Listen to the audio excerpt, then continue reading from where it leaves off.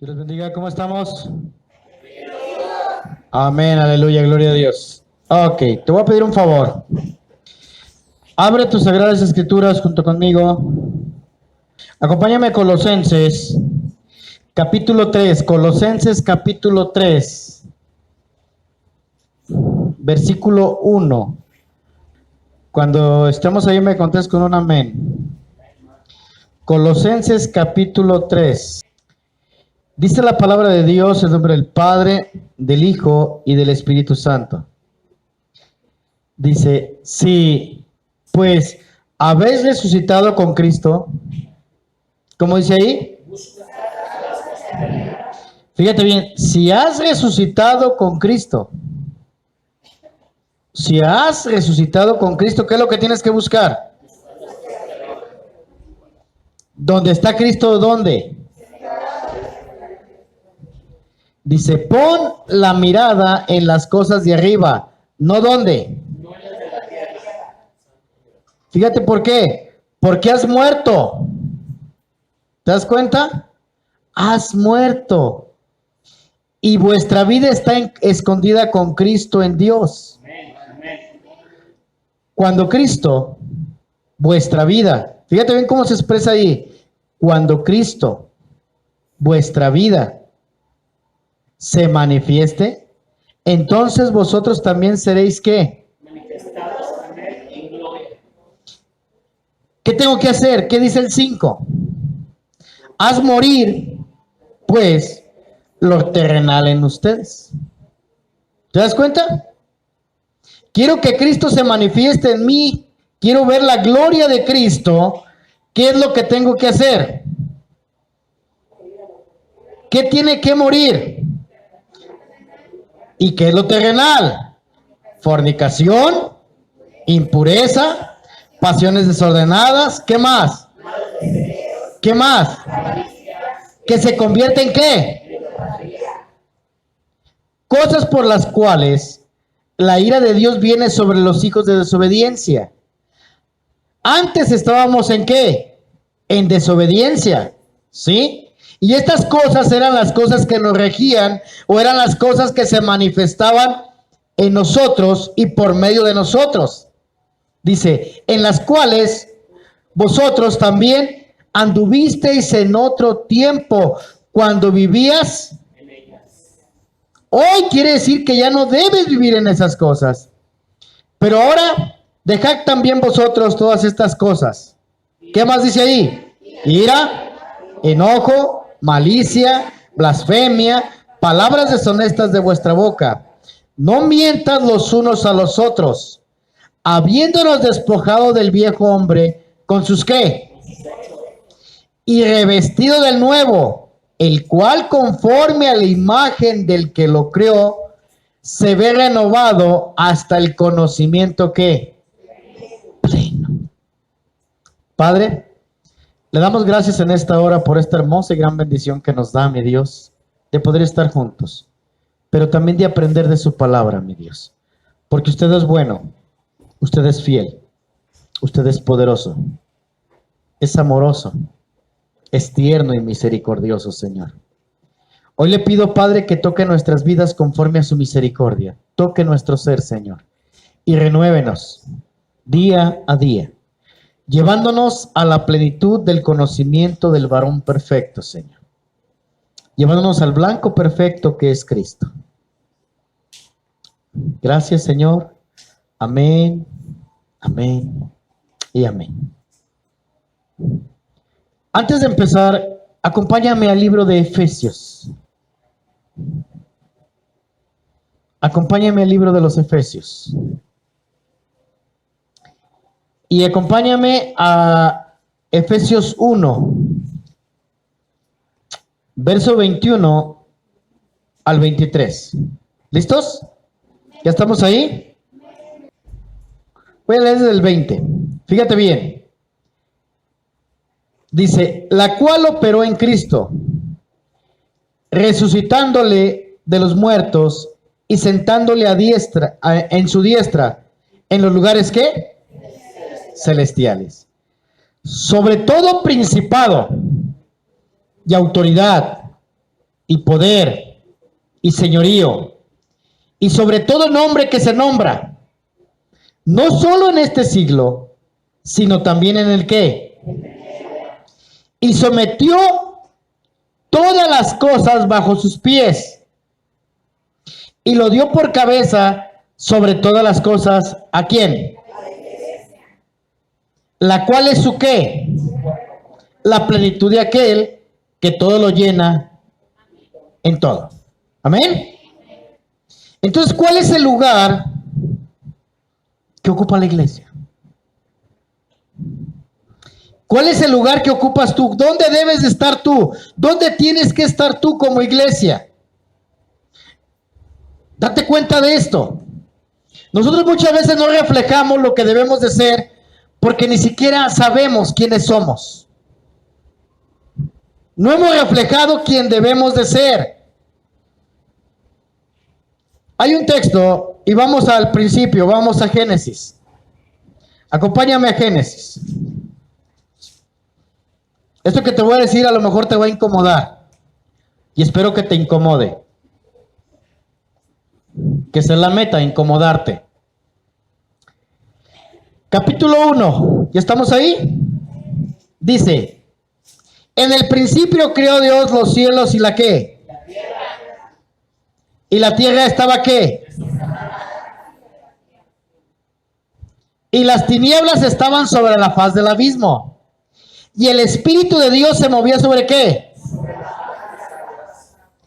Y el tercero dijo, y dijo Dios, sea la luz, y fue ¿qué? Y vio Dios que la luz era buena, y separó Dios la luz de las tinieblas. Y llamó Dios a la luz día, y a las tinieblas llamó noche. Y así fue la tarde y la mañana de un día. Dice la palabra que el Espíritu de Dios se movía ¿sobre qué? Allí estaba el Espíritu de Dios. Pero había ¿qué en la tierra? A pesar de que estaba el Espíritu de Dios, ¿qué había? No. Desorden. ¿Qué quiero decir con esto? No sé cuántos años hayan pasado hasta que fue hecha la luz, no lo sé. Quizás miles de años. Cronológicamente no se sabe. ¿Pero qué quiere decir esto? Que estaba la tierra, pero en la tierra había desorden. Hasta que fue hecha ¿qué? La luz. ¿Esto qué nos lleva? Muchos y muchas personas quieren el mover del Espíritu, pero no quieren la luz. Hay gente, y conozco gente, que todo el tiempo quiere recibir experiencias espirituales. Todo el tiempo quiere estar viviendo bajo experiencias espirituales. Todo el tiempo quiere estar sintiendo éxtasis espirituales. Todo el tiempo quiere estar viviendo en un mundo extremadamente espiritual. Pero no quiere poner un orden a su vida. Quiere el mover del Espíritu, sí, pero no quiere poner un orden en su vida y a su vida. No quiere poner en un orden en lo que lo rodea. Y piensan que en el mover del Espíritu viven en orden. No, yo conozco gente que son extremadamente llenos de manifestaciones del Espíritu, pero su casa es un vil desorden. Su casa es un vil desorden. Entonces dime, ¿qué es lo que está pasando? Si su vida espiritual es llena de manifestaciones del Espíritu, ¿por qué su casa es un desorden? ¿Por qué? Todo el tiempo buscan manifestaciones, todo el tiempo buscan... Yo no digo que no es bueno, es bueno. Yo estoy a favor de las manifestaciones del Espíritu Santo, pero no voy a vivir solamente de manifestaciones. En mi vida tiene que haber un orden y tiene que ser establecido un orden.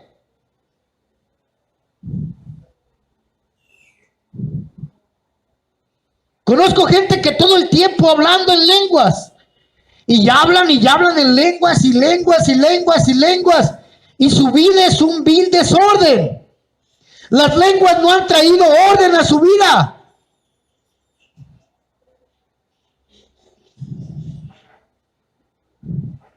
¿Por qué? Porque no han tenido un cambio real en su vida. Dice la palabra que el Espíritu de Dios se movía sobre ¿qué? Pero la tierra estaba ¿qué? Entonces puede haber iglesias con manifestaciones espirituales, pero con desorden. Puede haber miembros de las iglesias viviendo en vil desorden. ¿Se dan cuenta? El domingo extremadamente espirituales. Y arranca la gama seca y bríncate la baranda y ruca más o cualquier capa que azúcar. ¿Sí? ¿Qué? ¿Eso qué? No porque hables en lengua vas a impresionar a la gente. Lo que impresiona a la gente es el cambio de vida que tienes y la vida que llevas diaria. Y lo que la gente ve reflejada en ti, eso es lo que impresiona a la gente.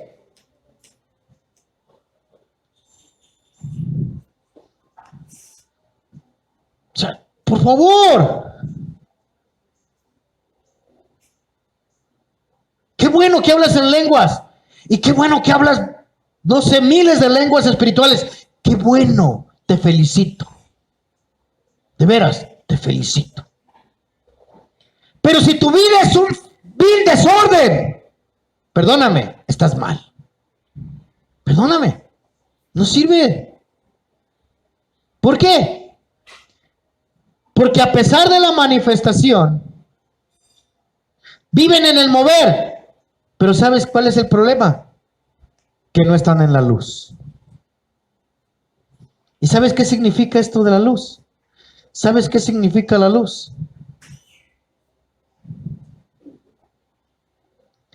Fuimos llamados de la luz fuimos llamados a la luz admirable, ¿sí o no? Fuimos llamados de las tinieblas, ¿a dónde? Hubo una separación de las tinieblas y la luz, ¿sí o no? Hubo una separación. ¿Hay luz? ¿Hay qué? Hay tinieblas. ¿Hay día? Hay noche. Y los hijos de Dios no tienen que vivir literalmente hablándolo así. En el día. Fíjate bien. La luz creó el tiempo. Amén. Cuando la luz fue creada trajo un orden. Entonces se da un tiempo. ¿Y el tiempo qué significa? Dios ya creó el tiempo para ti, creó el tiempo necesario y tú estás viviendo en el tiempo necesario, estás viviendo en el tiempo exacto en el cual tú tienes que hacer un cambio de vida total. ¿Y la luz qué trae? Número 1, aparte de producir un cambio, la luz produce revelación, la luz produce entendimiento. La luz produce sabiduría. Voy a volver a decir otra cosa y no quiero que lo tomes a mal. Hay iglesias que si no hay una manifestación del Espíritu no te supo ese día el servicio. Es que hoy no caía el piso. El Espíritu Santo no me tocó. ¿Cuántos de los de acá de este lado tienen la idea que si ese día no caíste el piso, el Espíritu Santo no te tocó? Y te aseguro que hay 2, 3. Más que fingen demencia. Es que el pastor no oró por mí. Yo no sentí la presencia. ¿Te fijaste? Pasó el pastor 2 veces enfrente de mí, ni siquiera oró. Ya no sentí la presencia. ¿Qué esperas? ¿Que alguien vaya y ore por ti para sentir la presencia? ¿No se supone que el Espíritu de Dios dónde se mueve? ¿Sí o no? Hay gente que es emocionalista, gente que vive de puras emociones, gente que todo el tiempo camina en emociones. ¿Y sabes qué es lo que pasa con la gente emocional? La gente emocional es la que no quiere ser instruida. La gente emocional es la que no abre su corazón para ser instruido en la palabra. La gente emocional es la que no quiere vivir en el reino, no quieren ser corregidos. Quieren seguir en las mismas situaciones.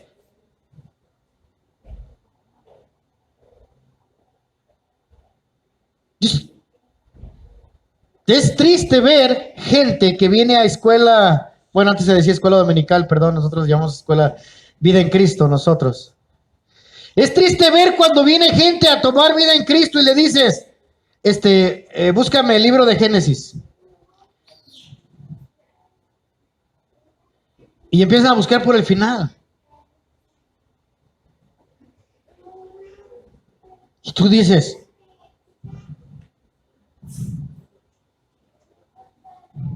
de acá no, todos saben, todos leen la Biblia bien acá.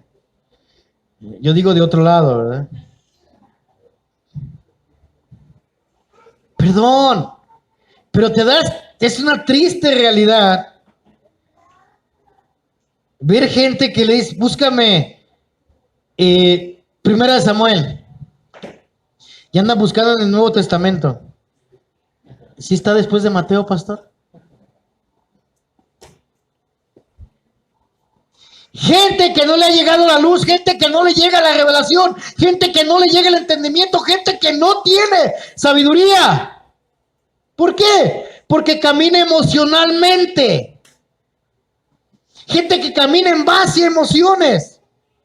Y la gente emocional no se presta, no quiere, no desea, no anhela ser corregida. Ahora, ¿esto qué lleva? ¿Qué dice la palabra en Efesios? Vamos otra vez a Efesios, hijos.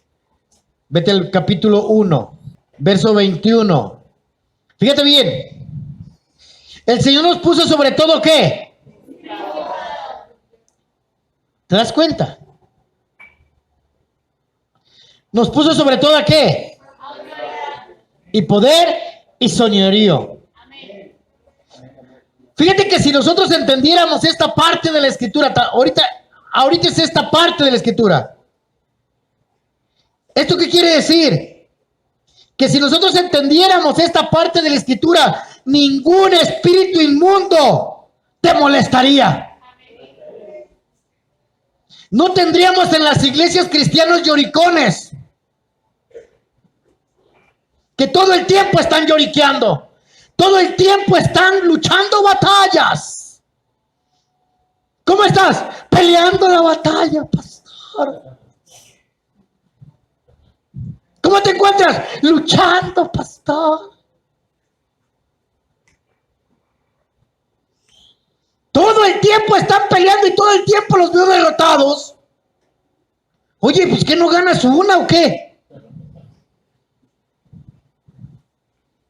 O déjate quito al referee porque se me hace que es el que te está dando. ¿Conocen gente así? ¿Cómo estás? Peleando la batalla. Pero no la pelea con el espíritu, la pelea consigo mismo. La pelea con su propia persona. No, dicen, ahí te hablan. No, voltean, ¿qué horas traes? ¿Vendes piñas o qué? ¿Sí me doy a entender, muchachos? ¿Sí me doy a entender? Si nosotros entendiéramos que el Señor nos puso como iglesia sobre todo principado, sobre toda autoridad, sobre todo poder y sobre todo señorío, no estaríamos batallando. Esto suena bien padre en la teoría, ¿verdad? Wow. ¿Dónde dice la escritura que estamos sentados con Cristo?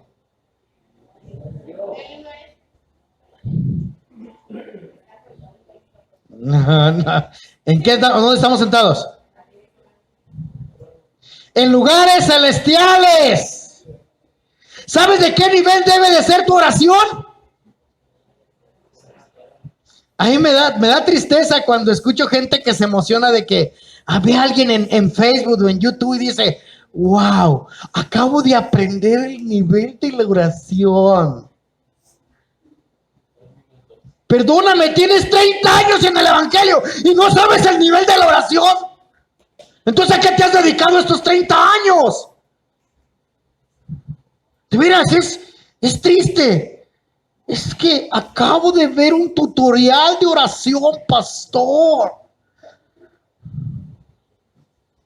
La profeta fulana, la hermana fulana. No, otra cosa, pastor. Perdóname. La escritura dice que nosotros estamos sentados en lugares celestiales junto con Cristo Jesús. Amén. No dice, llegará el momento en que te sentarás con Él en los lugares celestiales. ¿Dice así? Dice que ¿qué? Estamos sentados. Entonces, ¿por qué el nivel de oración que tienes es a nivel de piso? ¿Por qué el nivel de oración que tienes es a nivel de piso? Es inferior al nivel de oración que tienes que tener. Es inferior. ¿En qué nivel tiene que estar tu oración?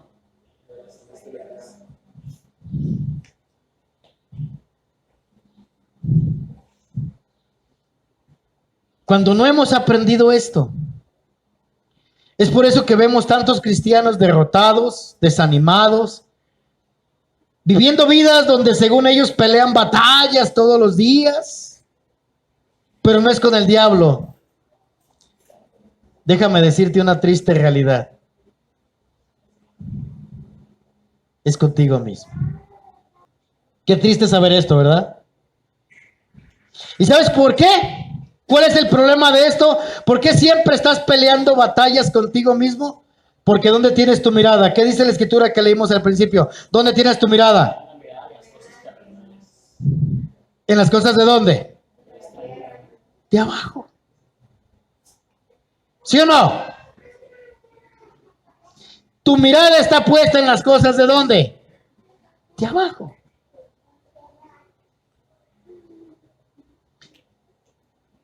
Voy a nombrar dos anclas y las voy a nombrar de una manera diferente.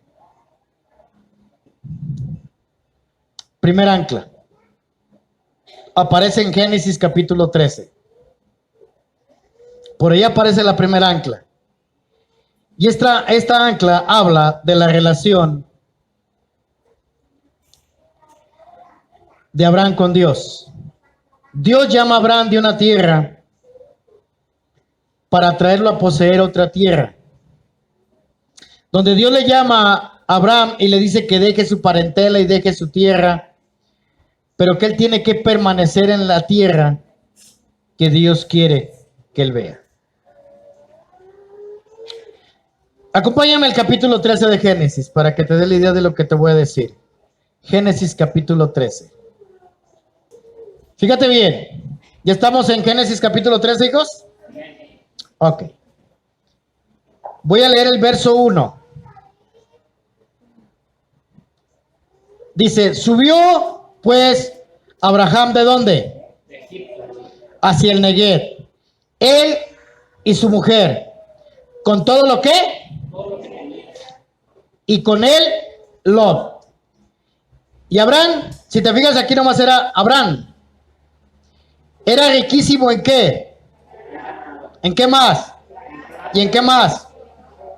Y volvió por sus jornadas del Neguev hacia Betel, hasta el lugar donde había estado antes su tienda, entre Betel y Ai.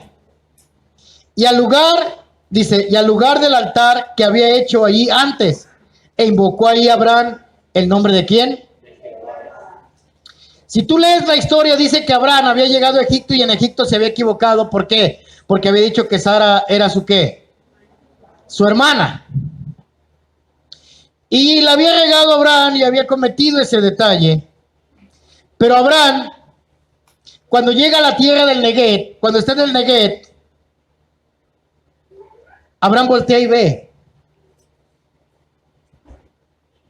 Y ve nada más sequía. Ve que todo es seco. Ve que todo está infértil. Pero aparte de eso empiezan los conflictos con su sobrino.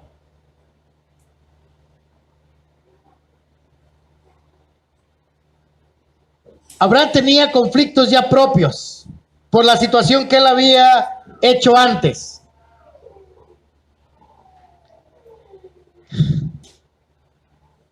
¿Qué harías tú? ¿Qué harías tú, Meli, si llegaras a un lugar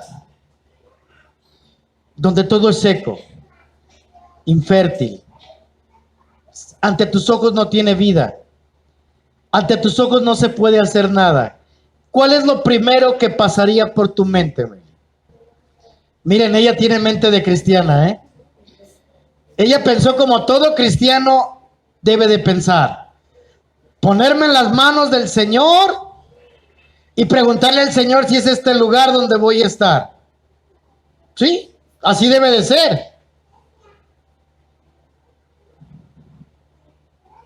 Pero ¿sabes qué pasó?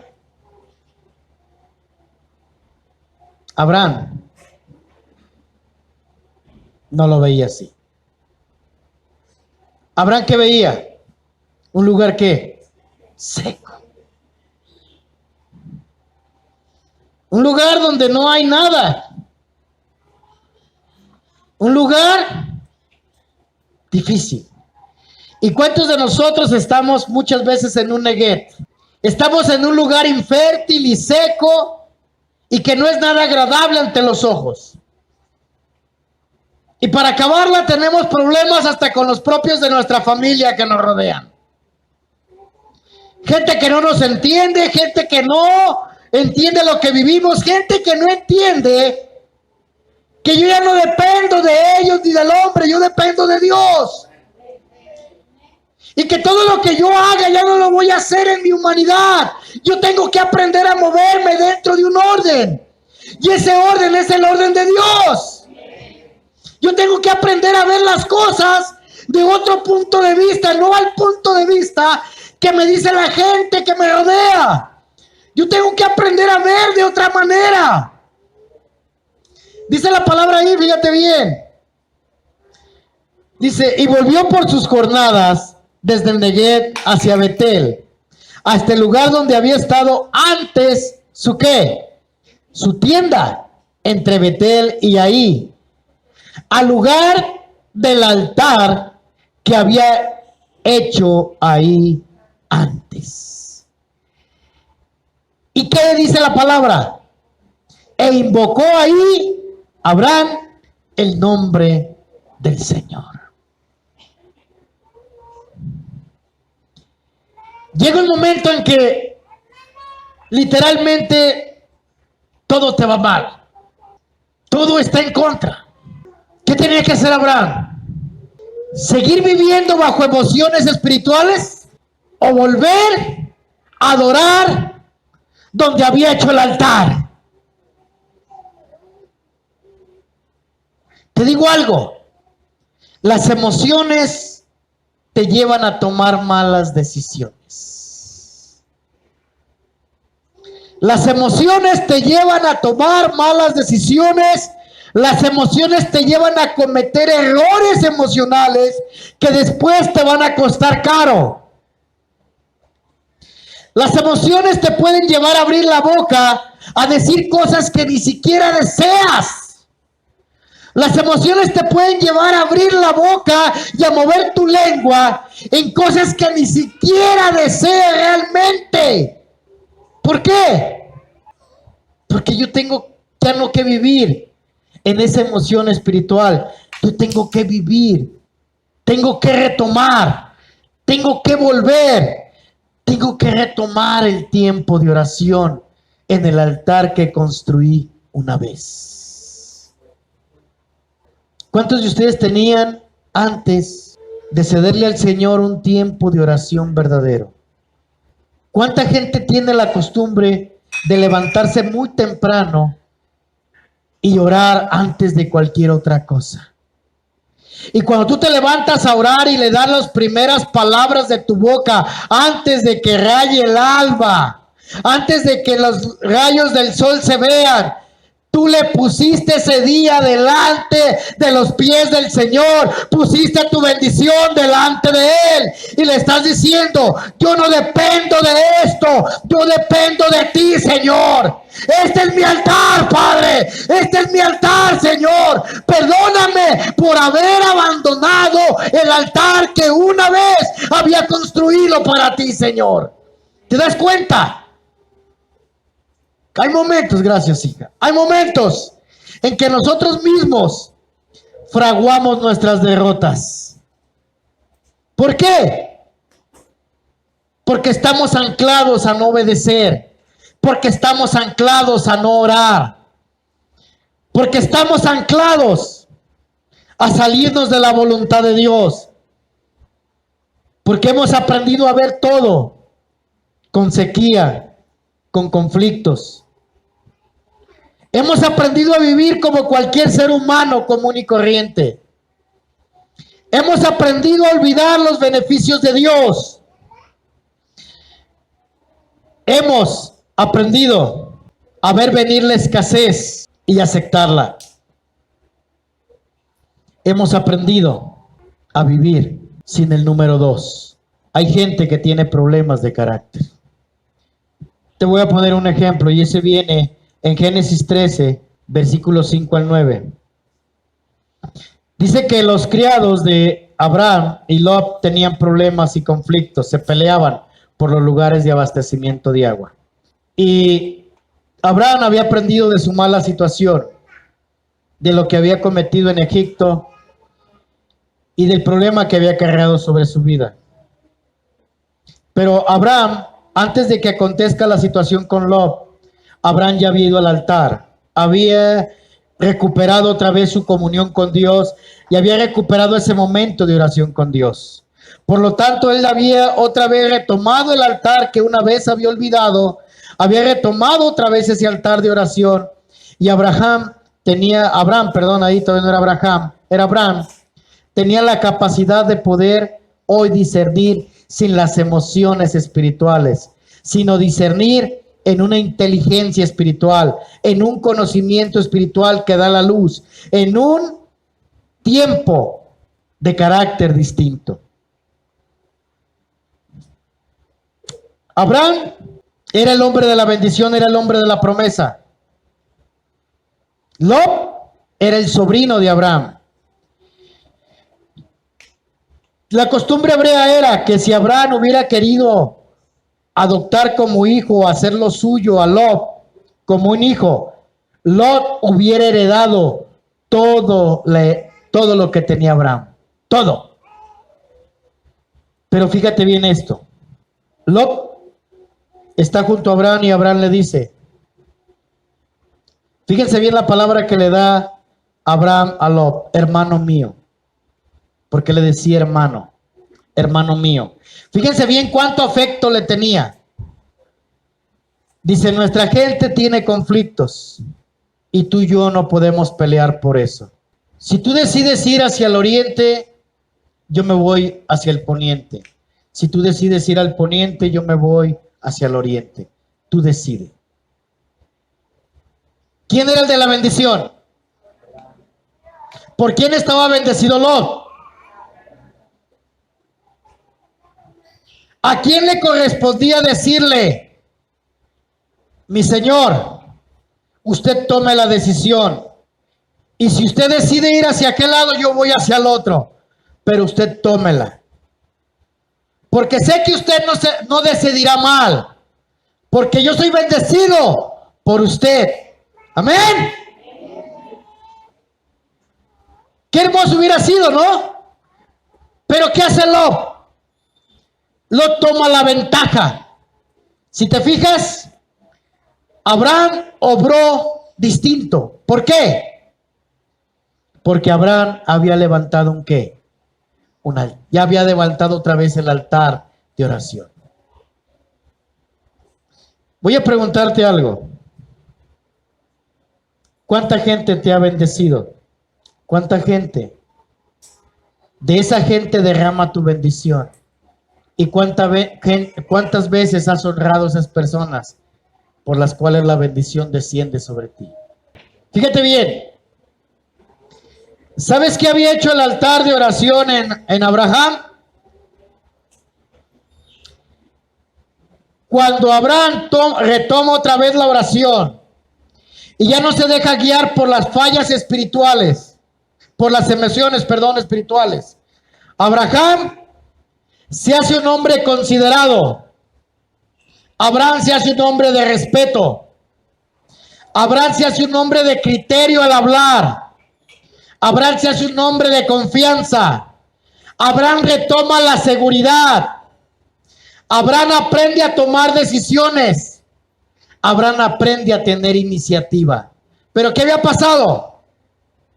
Abraham había recuperado ¿qué? Su oración. Fíjate lo que es capaz de hacer un momento de oración en ti. Pero todavía Dios obra en Abraham de otra manera. Dios obra en Abraham por medio del tiempo de oración.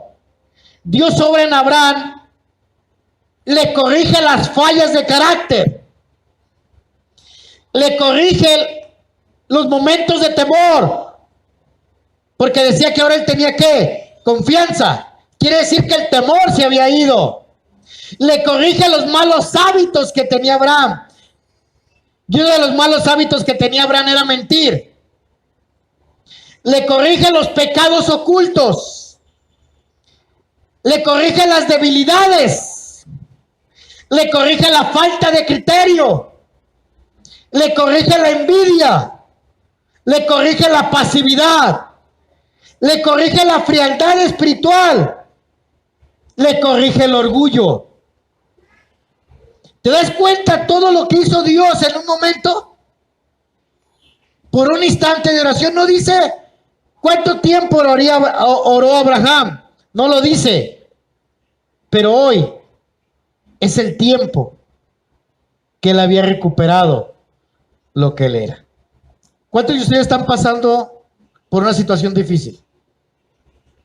Levante la mano de este lado. ¿Nadie? ¿Cuál es tu situación difícil, Yosara? ¿A dónde tienes que ir? Al altar. Fíjense bien, ella dice, mi divorcio y trabajo. Está anclada a una situación. ¿Se dan cuenta? Y esa situación no te deja avanzar en muchas cosas, porque te tiene anclada. El ancla se quita yendo al altar. ¿Estás pasando por una situación difícil, Meli? ¿Dónde tienes que ir? ¿El altar da criterio? ¿El altar da sabiduría? ¿El altar da templanza? ¿El altar da inteligencia?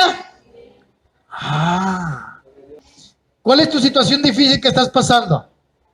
Que tú dices que es dificilísimo. ¿Cuál es tu situación difícil? A ver, pregúntate esto. Cuando te casaste, ¿lo llevaste realmente al altar? ¿Tu situación? ¿Es lo que estás viviendo es la consecuencia de una mala decisión? Por no haberla llevado ¿a dónde? Si te hubieras ido al altar primero, Dios te hubiera contestado y te hubiera dado sabiduría y criterio. Pero hoy se puede corregir, te lo aseguro. ¿Pero dónde tienes que ir? ¿Abraham qué hizo? ¿Fue a dónde? Porque eso lo había llevado a tomar malas ¿qué? Decisiones. Hoy estás en el Neguet y todo parece desértico, ¿verdad, hija? Todo parece seco. Parece que no hay agua espiritual para ti, ¿verdad? No encuentras reposo. Como dicen por ahí, no la ves llegar, ¿verdad? Una tras otra y una tras otra. ¿Por qué? Porque estás anclada en esa situación, ya te ancló. Y esa situación no te deja crecer más allá, porque te hizo perder hasta la visión de hacia dónde tienes que dirigirte y caminar. ¿Cuál es tu situación difícil? Parece difícil, ¿verdad, hija? ¿Y a dónde tienes que ir? ¿Te das cuenta? ¿Abraham qué hizo? ¿Se fue a dónde? Al altar. ¿Qué tengo que hacer? ¿Irme a dónde?